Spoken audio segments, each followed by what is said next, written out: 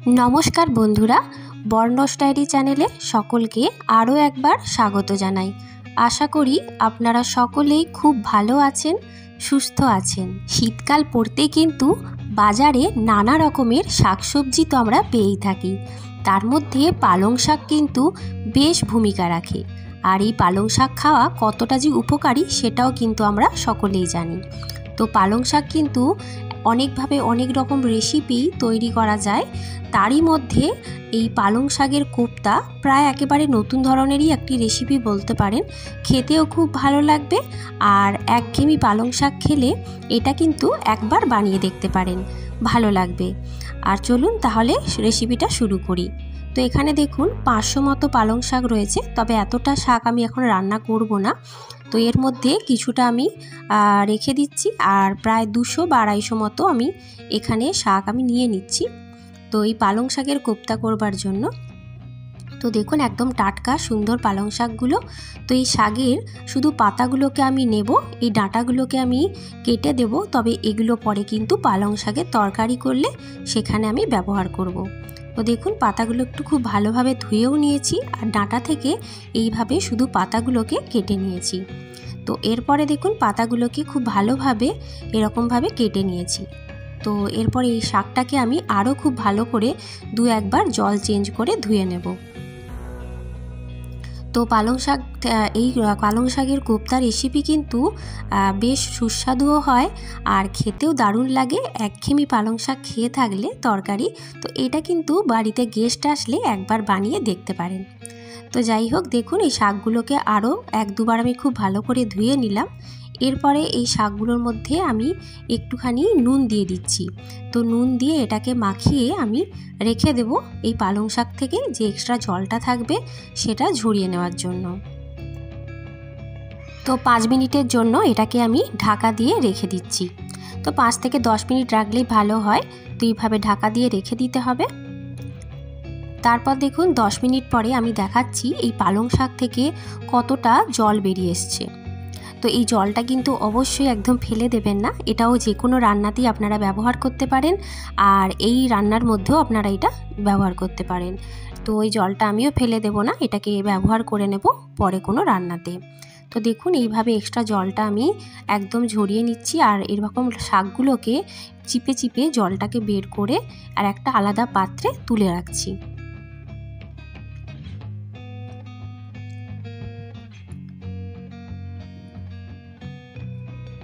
এরপরে দেখুন এই পালং শাকের মধ্যে আমি 4 চামচ মতো বেসন অ্যাড করলাম।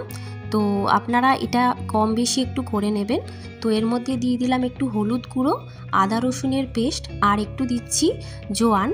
তো এরপরে দেব একটু ধনে গুঁড়ো আর জিরে গুঁড়ো। তো একটা জিনিস বলি, এখানে কিন্তু আমি কোনো রকম লঙ্কা বা ঝাল ব্যবহার করিনি। তো এখানে অবশ্যই আপনারা কাঁচা লঙ্কা বা গোলমরিচ ব্যবহার করতে পারেন বা গুঁড়ো লঙ্কা। তো যেহেতু এই কোপ্তাগুলো আমার ছেলেকে দেব, ছোট ছেলে ঝাল খেতে পারে না, সেই কারণে এটার মধ্যে আমি একেবারেই কিন্তু লঙ্কা ব্যবহার করিনি। আর বেসনটা আপনারা কিন্তু একটু কম বেশি করে নেবেন। যদি মাখানোর পরে মনে হয় এটা একটুখানি হালকা লাগছে, মানে একটু টাইট কম লাগছে, তাহলে সেখানে কিন্তু আপনারা 1 চামচ বেসন দিয়ে এটাকে একটু টাইট করে নিতে পারেন। আর যদি বেশি আবার শক্ত বলে মনে হয় সেখানে কিন্তু এই পালংয়ের জলটা দিয়ে আপনারা একটু নরমও করে নিতে পারেন। তো যাই হোক, আর খুব হালকা হাতে কিন্তু এগুলো এরকমভাবে কোপ্তার আকারে গড়ে নিতে হবে। খুবই হালকা হাতে এগুলোকে চিপে চিপে টাইট করা যাবে না, তাহলে কোপ্তাগুলো শক্তও হয়ে যেতে পারে। সেই কারণে এরকম হালকা হাতে এগুলো গোল করে নেব। এইভাবে কোপ্তার বলগুলোকে আমি করে নেব। তো দেখুন এখানে আমার 8খানা এরকম কোপ্তার জন্য বল একদম রেডি হয়ে গেছে। এরপর কড়াই বসিয়ে জল গরম করে নিয়েছি আর জলটা গরম হয়ে যাওয়ার পরে এখানে দেখুন একটি ছিদ্রযুক্ত পাত্র এইভাবে আমি বসিয়ে নিলাম আর এখানে যাতে কোপ্তাগুলো না লেগে যায় সেই কারণে একটু অয়েল ব্রাশ করে নিচ্ছি। তো এরপরে কোপ্তাগুলোকে এর মধ্যে বসিয়ে নেব। তো এইভাবে একে একে কোপ্তাগুলো দিয়ে দিচ্ছি। আর যদি এরকম ছিদ্রযুক্ত থালা না থাকে তো সেক্ষেত্রে আপনারা কিন্তু কড়ার মধ্যে স্ট্যান্ড বসিয়ে যে কোনো বাটিতে বা থালার মধ্যে দিয়েও, তখন টাইমটা হয়তো একটু বেশি লাগবে। তো এইভাবে একইভাবে কোপ্তাগুলোকে একটু ভাপিয়ে নেবেন। তো এইভাবে দেখুন কোপ্তাগুলো দিয়ে দিয়েছি আর ঢাকা দিয়ে ঠিক 5 থেকে 7 মিনিটের মধ্যে এগুলোকে ভাপে আমি হতে দেব। ততক্ষণ দেখুন এখানে একটি মশলা আমি রেডি করে নিচ্ছি। তার জন্য মিক্সিং জারে রসুন, আদা আর টমেটো আর একটুখানি সামান্য জল দিয়ে আদা রসুন টমেটোর একটা পেস্ট আমি তৈরি করে নিলাম। তো এখানে আমার কোপ্তা কারির জন্য মশলাটাও কিছুটা রেডি হয়ে গেল। আর এরপরে দেখুন এই হতে হতে আমার ঠিক 10 মিনিট প্রায় হয়েছে, মানে 10 মিনিট হয়নি, 10 মিনিট হতে এখনও বাকি আছে। তো 8 মিনিট মতো হয়েছে। এই অবস্থায় আমি দেখুন কোপ্তাগুলো একদম সুন্দরভাবে কিন্তু উঠে আসছে, লেগে যাচ্ছে না। তো এইভাবে কোপ্তাগুলো আমার উঠিয়ে নিচ্ছি। তো একদম ভাপে এটা হয়ে গিয়েছে। তো এরপরে কিন্তু আপনারা এই অবস্থাতেই ওই কোপ্তার কারির মধ্যে এই বলগুলোকে দিয়ে দিতে পারেন। আর যদি মনে হয় আপনারা একটু শ্যালো ফ্রাইও করে নিতে পারেন। তো আমি এখানে কিন্তু কড়াইতে তেল গরম করে এগুলো হালকা 1 মিনিট মতো একটু তেলের মধ্যে নাড়াচাড়া করে নেব। তো এতে করে টেস্টটা একটু বেশি ভালো লাগে। আর যদি মনে হয় তেল বেশি মানে অ্যাভয়েড করতে চান, তাহলে এই অবস্থাতেও কিন্তু আপনারা কোপ্তা কারির মধ্যে এই বলগুলোকে দিতে পারেন। তো দেখুন এইভাবে তেলের মধ্যে বেশি না 1 থেকে 2 মিনিট মতো একটু হালকা নাড়াচাড়া এপিট ওপিট করে নিয়েছি। এরপরে এগুলোকে তুলে নেব। তো এখানে আমার কোপ্তাগুলো ভাজা হয়ে গেছে। তো এখানে আমি কোপ্তাগুলো তুলে নিচ্ছি আর তেল ঝরিয়ে। তো এখানে আমার 8খানা কোপ্তার জন্য এরকম বল যেহেতু রেডি হয়েছে, তার মধ্যে কিন্তু কোপ্তা কারির মধ্যে আমি 6টা বল দিয়ে রান্না করব। আর বাকি দুটো এই অবস্থাতেই আমি আমার ছেলেকে খেতে দেব। তো এরপরে আমি কারির জন্য দেখুন এই তেলের মধ্যেই 2টো তেজপাতা আর জিরে আর গোটা গরম মশলা ফোড়ন দিলাম। গোটা গরম মশলার মধ্যে লবঙ্গ, গোলমরিচ, দারচিনি আর এলাচ রয়েছে। এই ফোড়ন দেওয়া হলো। এরপরে এর মধ্যে দিয়ে দেব পেঁয়াজ। তো এখানে কিন্তু পেঁয়াজটা বেশ ভালো করে ভাজতে হবে, প্রায় লাল লাল করে পেঁয়াজটা কিন্তু ভাজতে হবে, তবে এই কোপ্তা কারির টেস্ট কিন্তু খুবই ভালো হবে। তো এরপরে দেখুন যে পেঁয়াজটা আমার খুব ভালো করে ভাজা হয়ে গেল। এরপরে আদা রসুন আর টমেটোর পেস্ট এখানে আমি দিয়ে দিলাম।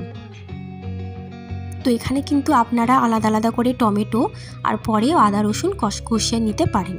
তবে এখানে আমার টাইমের জন্য আমি একসাথেই কিন্তু আদা রসুন টমেটো পেস্ট করে এখানে দিয়েছি। আর মিক্সি ধুয়ে কিছুটা জলও দিয়ে দিলাম। আর এরপরে দেখুন একে একে সমস্ত মশলাগুলো অ্যাড করছি। পরিমাণ মতো নুন, একটু স্বাদ মতো চিনি আর নুন, হলুদ। এরপরে দিচ্ছি দেখুন ধনে গুঁড়ো। তো এরপরে কিছুটা ধনে গুঁড়ো দিয়ে আরও খুব ভালোভাবে এটাকে কষিয়ে নিতে থাকবো।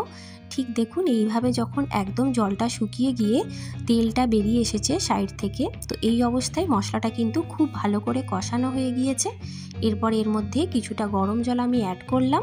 তো আপনারা যেমন গ্রেভি রাখবেন সেই অনুযায়ী জলটা অ্যাড করবেন। তো এখানে আমি এইভাবে কিছুটা জল দিয়েছি। তো জলটা যখন ফুটে উঠবে তখন এই কোপ্তার বলগুলোকে এর মধ্যে দিয়ে দিচ্ছি।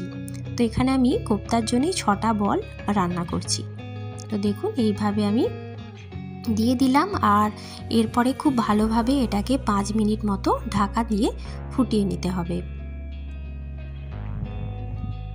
তো 5 মিনিট পরে দেখুন ফোটানোর পরে এখানে সব শেষে আমি একটু গরম মশলা দিয়ে অ্যাড করেছি। তো এরপরে এটা যখন গ্রেভিটা দেখবেন অনেকটাই শুকিয়ে এসছে, তো এই অবস্থায় দেখুন প্রায় গ্রেভিটা অনেকটাই শুকিয়ে এসছে, গায়ে গায়ে হয়েছে। তো এই অবস্থায় কিন্তু আমি গ্যাসটাকে অফ করে দেব।